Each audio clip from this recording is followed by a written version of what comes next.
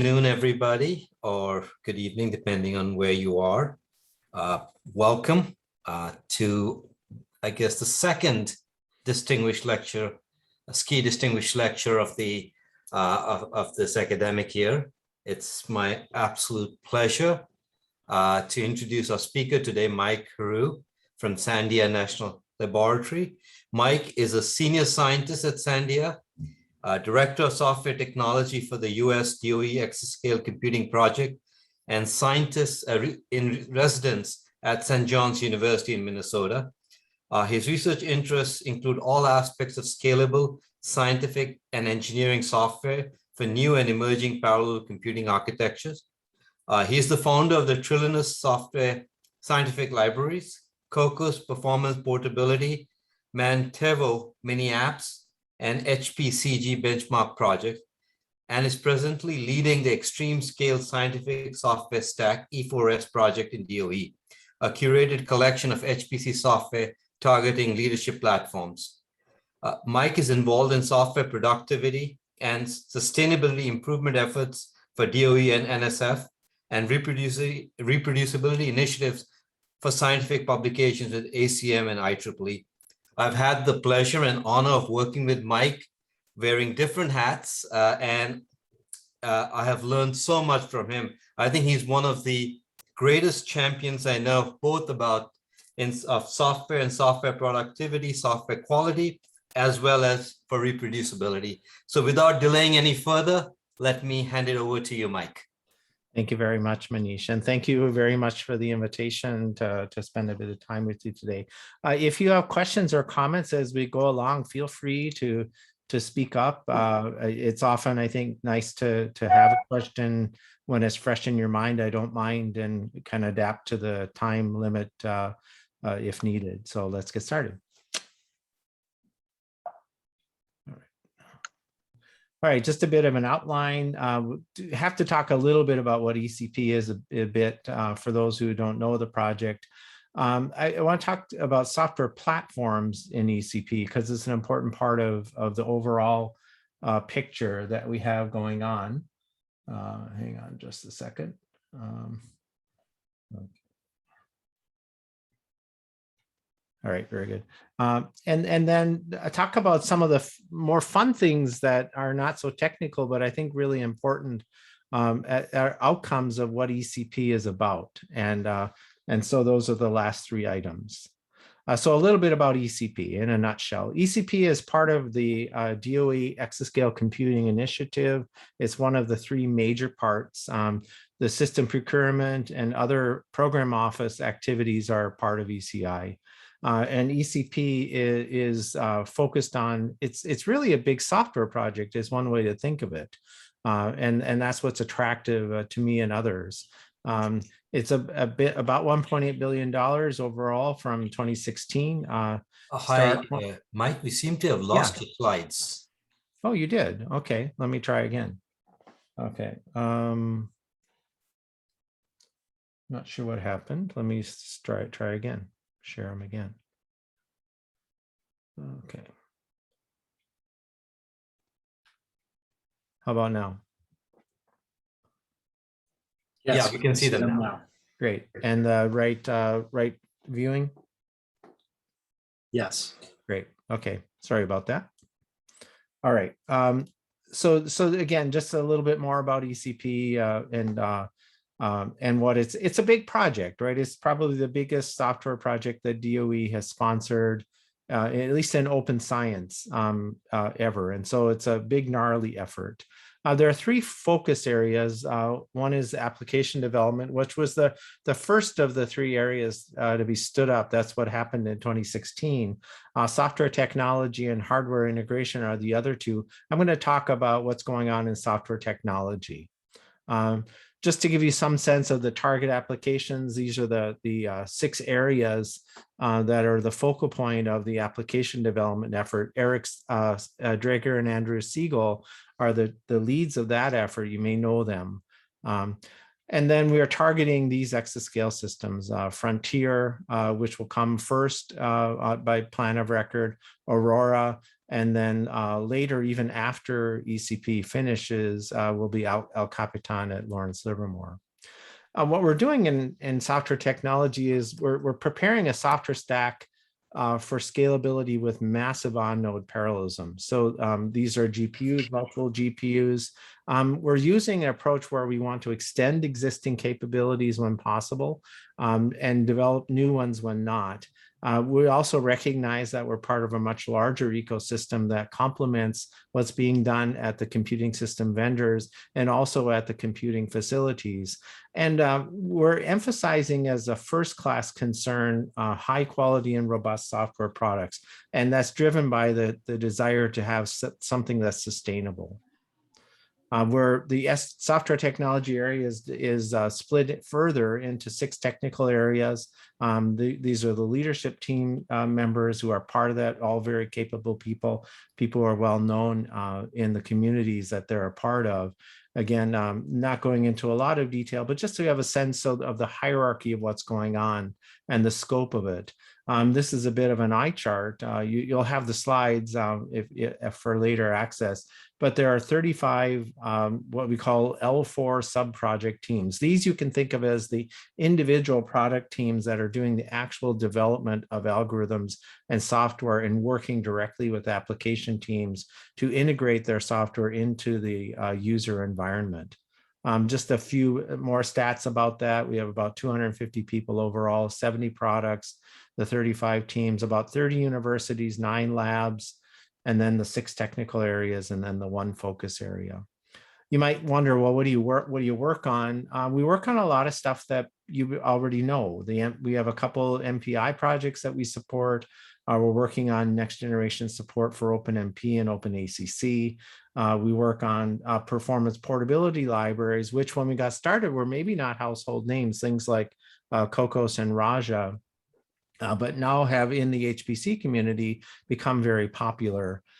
We make a lot of contributions to LLVM and the vendor compilers and so on. And so this gives you some kind of sense of the scope of the activities that are going on in software technology. So that's a little bit of an overview, just to give you a very thumbnail sketch of what is going on within ECP and within software technologies in particular. Now, I'd like to talk a little bit about the complexity of our software ecosystem by giving you a few examples. So, our software environments are getting more complex, and I mean in a mathematical sense, in that the relationships and the activity that are going on are having emergent behavior, things that would be impossible to predict. Complicated means you can still predict pretty accurately what's going to happen in the future. Complex means you can only iterate and learn as you go and observe emergent behavior and adapt. And that's, I think, is an apt description of what we're trying to do within the scope of ECP. We keep track of which applications depend on which products. We have a dependency database that is very useful to us. Again, just to show one way that we try to manage that complexity. Here's just a couple of diagrams that show some of the products that use our software.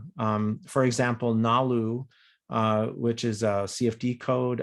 It's the foundation for one of the ExaWind project that is doing wind farm modeling and simulation and optimization. These are its dependencies.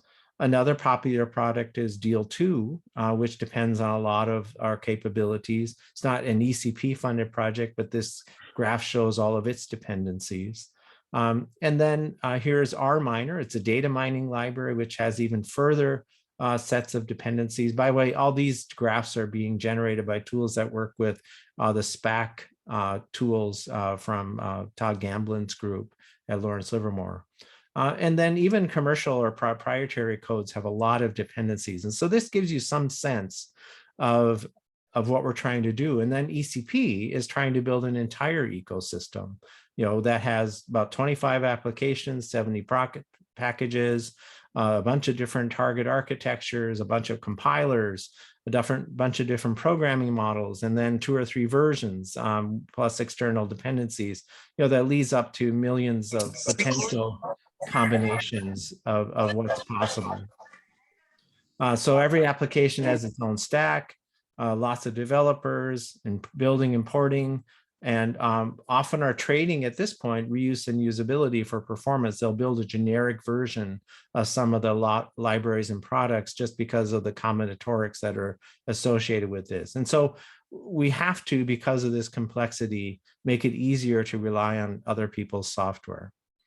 And here's just a kind of cartoon of how you do this, or how you have been doing it. Perhaps maybe you're already progressed beyond this, but you download a bunch of tarballs, you start building, and then you go through this long phase of configure, make, and debug, configure, make, and so on and so forth. And then you finally run the code, and it seg faults, and you have to start over again. And so it's a very common work pattern for a lot of people who are trying to depend on other people's software.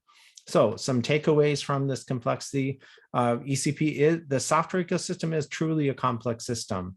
We have to plan, execute, track, and assess, and repeat on a regular basis. These challenges are emergent, and they're not just technical, they're also sociologically and cognitive, I would argue. A lot of what we have to do is change our mindset about how we do things, and that is about people and about how people think.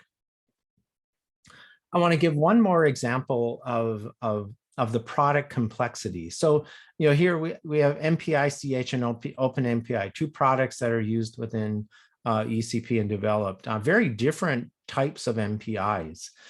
We have Raja and we have Cocos. Those are two performance portability layer libraries. Again, provide similar functionality, but very different in their approach and the personalities of the teams. And then we have the LLVM ecosystem that we contribute to: Flang, OpenMP, LLVM infrastructure. And then we have math libraries like PETSI, Tau, Hyper, and Trilinos that are all, again, very different types of products. Some are personality driven, some are community driven, some are small, others are medium or large, and then SPAC, of course, is what is the glue that holds it all together. So some takeaways from this product sampler is that we have a lot of different products and teams. We have a varied user base, lots of different maturity levels. We have a variety of destinations. Some of our products go directly to users, other to the facilities, other to community stacks, and so on, and some combination of these. We have a lot of different development practices and workflows that teams use, and we have a lot of different tools that people use as a part of their work. And so I don't know, if you're a sane person, you might say, well, what's the point of trying to bring this portfolio together from this eclectic assortment of products? And I think fundamentally, it's that each of these product teams is charged with a task, and that's providing capabilities for next generation leadership platforms. And that going together, if we plan carefully and we execute carefully, is better than going alone. And that's a lot of what ECP is about what software technologies is about. It's this notion that we can do better together than we can do it alone and independent. That's in fact the hypothesis of a lot of the activities that we have going on. That doesn't mean that everything is better, uniformly better, but that the net is intended to be more positive. All right.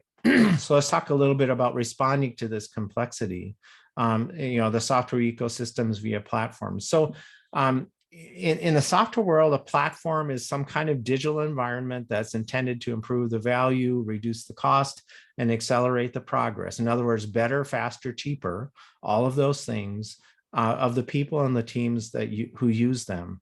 They provide a lot of different workflows and frameworks and cultures that provide this net gain. It's not a uniform gain, but a net gain. And we're supposed to provide these capabilities on this frontier of algorithm, software, and hardware. And so what we're trying to do as a part of that is evolve and create new platforms, new software platforms that will assist us in trying to do that. And there are two basic kinds. There's E4S, I'll talk a bit about, and then the SDKs, or software development kits. These are the two platform types that we're working on to deliver our capabilities as portfolios. this diagram shows the relationship between the products, the SDKs and E4S. The lowest level are the software technology products. DOE and others have been delivering products like this. This is the MPI-CH, the Open MPI, the COCOS, and so on. Individual products for many decades, right? We've been successfully, along with collaborators at other institutions, been delivering scientific software in this form for decades and helping to create successful leadership computing environments as we go. What's relatively new are these SDKs, which are taking products of similar domain type, for example, the math libraries, and asking these teams to work together and collaborate as they do their work. And then on top of the SDKs, and including a bunch of other things that create an entire software environment, is the E4S portfolio. So a little bit about the SDKs. The XSDK is by far the most mature. It's the math libraries SDK. It even predates ECP. But it started off with just a handful of math libraries and has grown over time to include more than 20 different math libraries that are all working together in the sense that you can build together at the same time and you can use them interchangeably. And if two libraries rely on a third library, for example, Petsy and Trilinos both use SuperLU, there's coordination across which version of SuperLU to use. Prior to this SDK approach, there was no coordination. In fact, you could not include both Petsy and Trilinos because they relied on a different version of SuperLU. You couldn't put them into the same executable. And so the SDKs provide this kind of collaboration in a variety of ways. And then this is a bit more about the scope, who's involved in the effort. Again, I won't go through that in detail. I want to describe a little bit about the kind of maturity model that I personally, at least, have observed with the SDKs. And the math one is, as I said, is furthest along, but we're seeing this in the other SDK areas, in the IO libraries area, in the Viz area, where other SDKs are emerging. And you can think of, two teams kind of looking at each other. And I can tell you from my own personal experience, in the start of the XSDK, in fact, I kept some of these emails because they're so remarkable. Each team, basically telling each other, you're nuts for how you do it. We've seen how you do math software over the years, and it makes no sense. And then as we started to work more with each other, we would see, well, maybe that, there are some good ideas. And we start to appreciate the approach of the other teams as they've done their work. And then we start to get to know each other and become friendly, and we see the value of, for example, doing some joint planning and some tutorials together. And now we've evolved in the math libraries area to doing some true collaborative R&D, for example, in multi-precision algorithms for GPUs, and working on that project together, and then taking the information that we gain from our collaboration and bringing it back to our individual libraries. So these individual libraries don't go away. They still exist as independent products, but there's a lot more collaboration that goes on in the development of new capabilities and rapidly coming to learn what are the requirements. All right. And in fact, what we call this, for lack of a better term, we call this co-opetition, right? That each team is now collaborating, but there's also some competition associated with it. So, for example, you can compare two multi-grid preconditioner libraries, Mulu, which comes from Trilinos, and Hyper, and do side by side, and that's made each team pay attention to performance and robustness issues in ways. There's an incentive now to do that kind of side by side. It's easier to do, and so it creates better products on both sides. A lot of community growth. The teams who are working this area know each other very well and spend a lot of time working and interacting with each other. We still retain the autonomy of the independent projects. There are some challenges. The coordination has overlap. overhead. The poor habit of one team can spill over to other teams and cause impact, but so can good ones. And so we find in net that this approach to SDKs is very attractive and creates a much larger and more effective aggregate community in the areas where we're creating these. I mentioned E4S, which is the broad portfolio.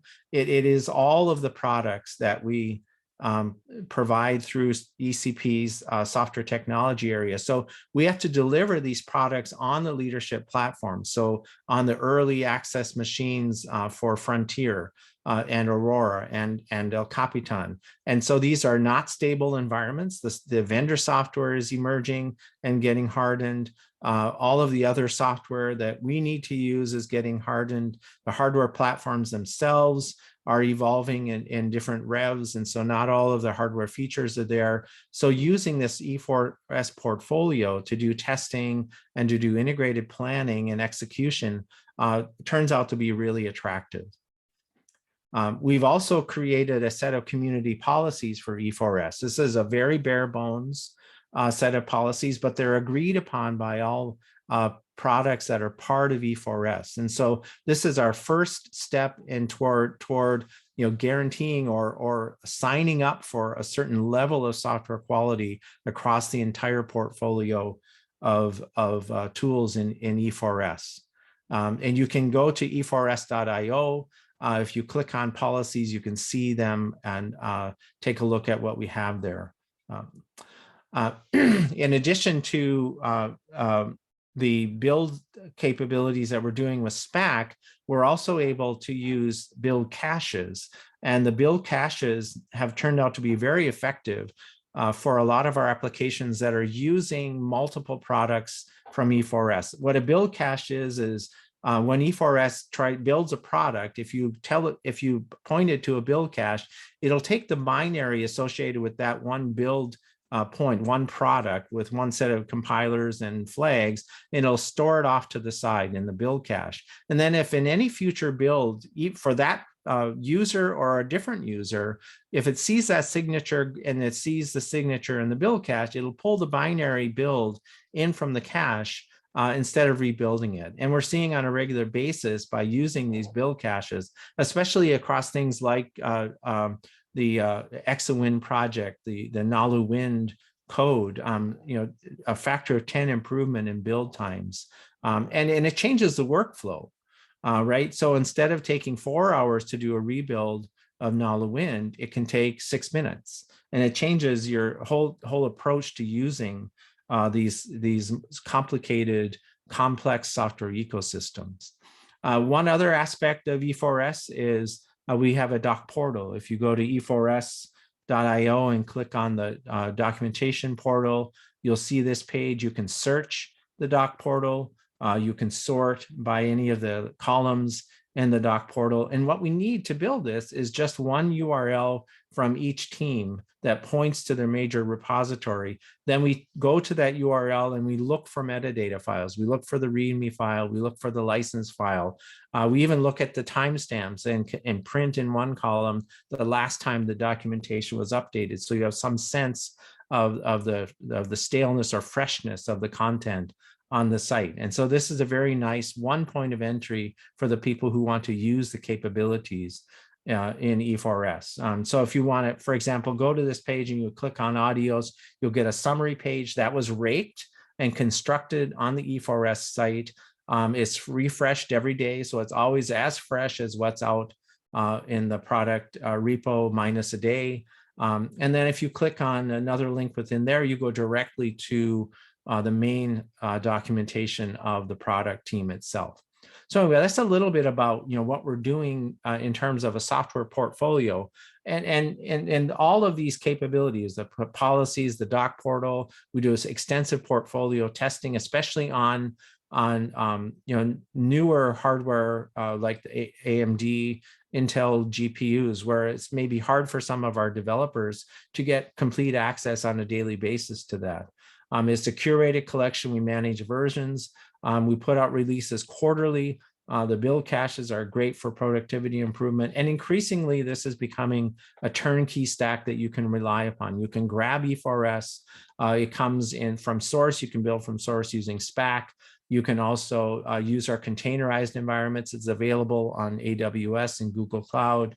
And so it's increasingly an ubiquitous product that you can point to and rely upon as you go from one HPC environment to another.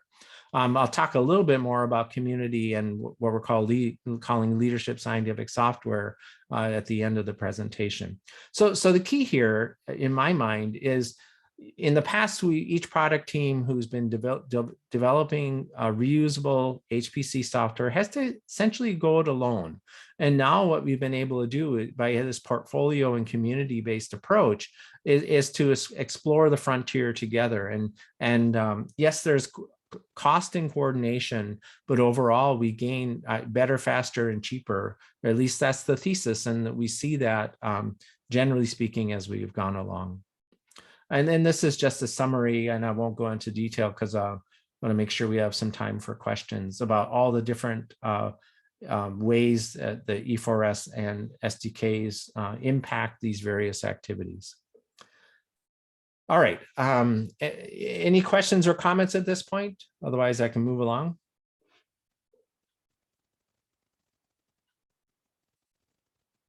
All right, I'll keep going.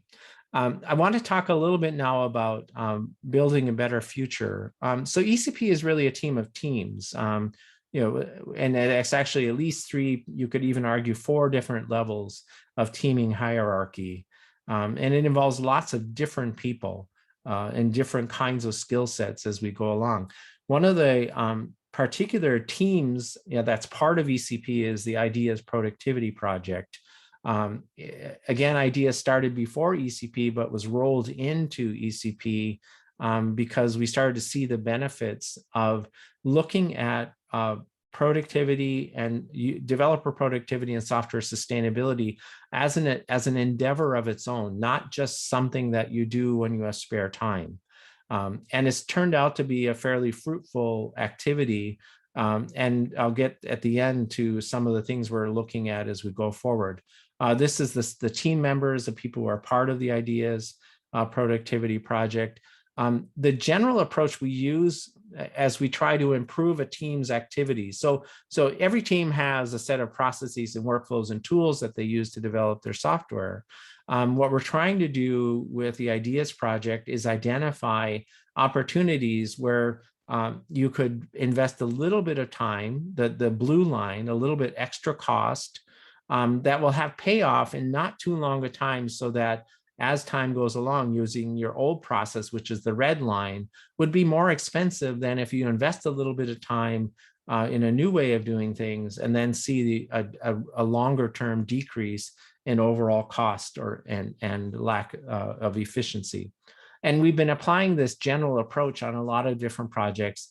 This is one example is with the HDF5 group and how they've been impacted by the IDEAS team working with them to improve a variety of their activities. The IDEAS project also does a bunch of outreach. We do tutorials, we do the best practices webinars. And again, here, this is all trying to elevate awareness of new ways to do work, new tools that are available, new approaches, new workflows. And on a regular basis, we host these workshops, and we welcome you to participate, both as even as a presenter, but for sure on a regular basis as an audience member. We also do a lot of outreach in terms of BOFs, technical meetings.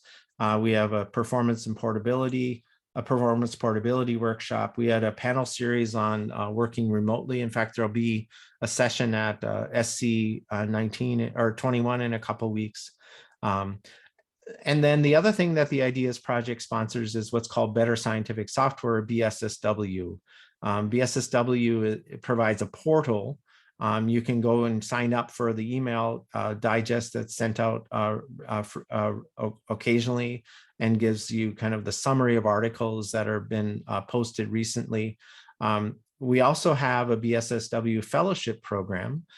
which we are very happy to now coordinate with the National Science Foundation and jointly recruiting candidates for the fellowship and selecting those and on an annual basis. And we are in the process now of selecting the 2022 class of fellows. And what this does is this gives recognition to people who are actively engaged in improving the craft of software, scientific software, in a variety of ways.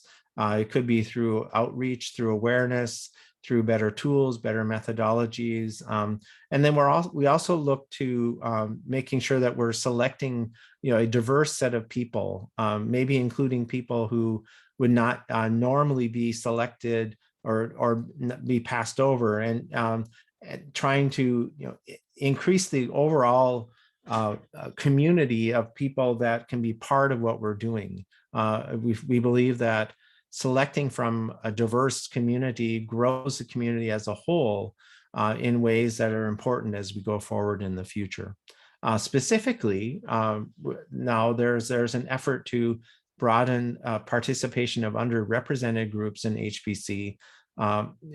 You may know of Marianne Lung, who has been a leader in this area across many organizations.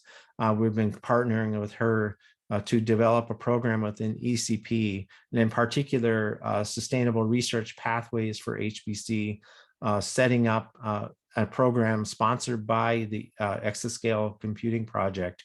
And there's an application process. Again, these slides are available, but if you know someone or are someone who would be interested in this, please visit this website. Okay, so that's a little bit about how we've been building community. The last thing I want to chat about is building a sustainable software R&D community. I show you kind of a notional sense of what we're trying to put together as we go forward past ECP. So the Exascale Computing Project ends in roughly 2 years. We hope to extend the active development phase through the end of fiscal year 2023. We may even have an extra quarter or two after of that of active development work before it transitions into the final phase, which is kind of closing it out and the project wrapping up completely.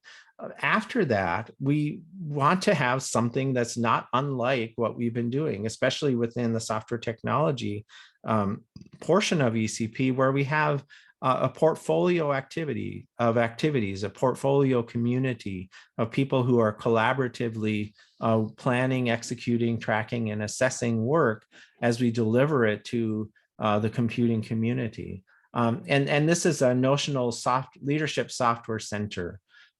We want to continue this aggregated approach. We want to expand to include new domains, for example, AI, ML, edge computing, and even quantum. All of these relatively new areas that DOE is investing in or planning to invest in are going to have software capabilities that are developed. And a lot of the underlying infrastructure for better software developer productivity and sustainability, testing capabilities, and things like that are not unusual across all these products, and can be leveraged by having a coordinated activity. We've developed, as we've gone along, a kind of tailored agile approach to doing our development. We've also found by having E4S and the associated organization with E4S is we can have peer level conversations with the computing facilities, the computing facilities at Oak Ridge, at Argonne. Each individual, say MPICH team, couldn't go and knock on the door of the facilities and say, hey, I want to talk to you one-on-one. That's like, a large organization, the facilities talking to a very small organization, the individual team. But as an aggregate, we can do coordinated planning with the facilities, and we can do it with the vendors as well. And so this aggregation has allowed us to become a new kind of first-class entity in the HPC software ecosystem. And then also because we're an aggregate like this, we can look at workforce development in a scale that's not possible if you're just one small team. And that's what we hope to get if we can continue on with this Leadership Software Center. We have a notional plan for how we would organize activities. We would like to see a core, a stably funded core to this Leadership Software Center. And then we would also like to create what we're calling campaigns. And these are multi-year efforts that have a beginning, middle, and end, where we sign up to deliver a set of capabilities that are targeting the next generation application needs as we go forward. And because these campaigns, as we've seen with ECP, because they have a beginning, middle, and end, there's a sense of purpose that is I think healthier than if we were just always going along at the same and without any of these kind of markers. And so we see this kind of campaign approach as being something very similar to what goes on with the leadership computing facilities, where they stand up a new platform. And so they have, in a sense, a campaign to deliver that platform. And we want something similar to that within the software center that we're talking about. The last thing I'll talk about in terms of the software ecosystems is an effort that we have going on that we call LSSW, or Leadership Scientific Software.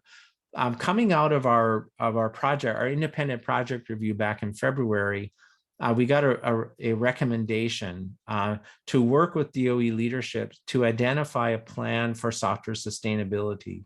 And one of the outcomes from that recommendation is LSSW. The mission of LSSW is to try to build community and a conversation around what does it mean to deliver sustainable software after ECP is over. So the LSC, the Leadership Software Center, is a notional organization chart, but we need to have a broader conversation with the community about what does it mean to deliver sustainable software. And so LSSW and the monthly town halls that it's sponsoring is part of that effort. So the leadership software, scientific software definition is a set of libraries and tools and environments. And we're pushing the boundary of feasibility. Again, it's about going into the frontier and trying to understand what are the emerging application requirements, what are the emerging software and hardware opportunities, what are the emerging computing models such as edge computing, AI, ML, and quantum. And so we're exploring this space with the broader community. We've had a couple of town hall meetings already, over 100 people participating in the conversation. And we intend to continue those conversations on a monthly basis, bringing in people to put forward some thoughts and then opening up the discussion for a Q&A. And so we can develop a deeper sense as a community of, what does it mean to do sustainable leadership software? What are the requirements? And as we try to go forward. All right, last topic, and then we'll wrap it up with a few summary comments. One of the things we've been exploring is something we call a research software scientist role. You may be familiar with the term RSE, research software engineer, which is, I'm delighted to see as a growing role, identified role within the scientific computing world. And some of the great leadership that's going on in places like the University of Illinois, Dan Katz, for example, Ian Cosden at Princeton, and certainly many others. What we're trying to do in addition to the RSE work is recognize that we can apply the scientific method to better understand how people develop and use software to do research. And so it's not even just about the engineering aspect, which is really important, right? Getting in with a scientific team, understanding, best practices and adapting those to help a scientific software team be more effective and impactful. That's really important. But we can also take a step back and say, well, how do scientific software teams behave? How does a scientific software developer's mind work? And then with that understanding, can we improve how we do our work? And I'll skip the next slide, but because I want to go to the next one. Just to give you an example, Reed Milovitz, who's a staff member at Sandia, so is Elaine Rayburn. Reed is I would argue is an emerging research software scientist. Elaine Rayburn is a social scientist, social and cognitive scientist. And what they've been able to do is they've been able to do interviews with software teams and take that information, code it in the social science sense of coding, not writing software, but taking that prose that they captured from conversation and then turning it into a set of common concepts, and then use that to do analysis to understand, in this particular case, a correlation between happiness and connectedness. What they found was that people who were more happy were also felt more connected, and similarly back and forth. Now that's correlation, not cause and effect, but given that information, is there a way by increasing connectedness that you can improve people's happiness as they work on a particular project? And so we'd like to see activities around this kind of focus. And I'll talk a little bit about that at the very end. Okay, so let's wrap it up a little bit. All right, so ECP is a complex system. They are the 25 apps or so that we have to care about, but it's really much more. And it requires, the requirements and solutions are emerging over time. So there's lots and lots of interaction, lots of conversation, lots of being adaptable in how we do our work, paying attention to what's working well or not, and trying to address things that aren't working well. It's really, honestly, I think of it as a big human experiment. And that's what attracted me to join it, is I was really intrigued by the human element of it. Okay. Another takeaway. And again, I've tried to focus in this talk in lesser known outcomes from ECP.